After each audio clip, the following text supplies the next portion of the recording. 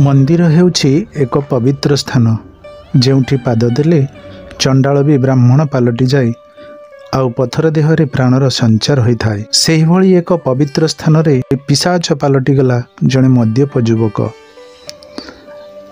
आउ धारुआ अस्त्रटीए धरी हाणी पकाइला जड़े क्वाक डाक्तर को। हाँ आज्ञा,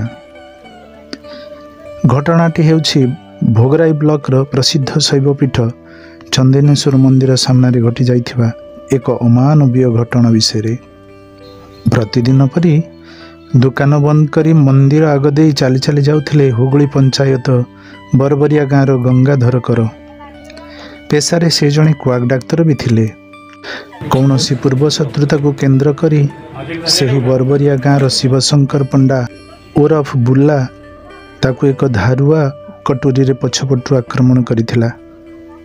तांको बेक दुई पाखरे दुईटी चोट मारिबा परे गंगाधर रक्त जुड़ुबुड़ु अवस्था सेठारे टली पड़िथिले।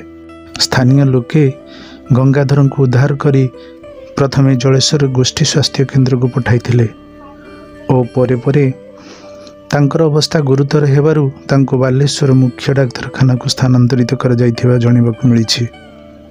सेपटे मद्यप बुला को स्थानीय लोक माने धरी बांधी रखी तालसारी सामुद्रिक थाना को खबर देइथिले। सामुद्रिक थाना पुलिस घटनास्थल रे पहुंची बुला को थाना को नहीं घटनार तदंत करुछि।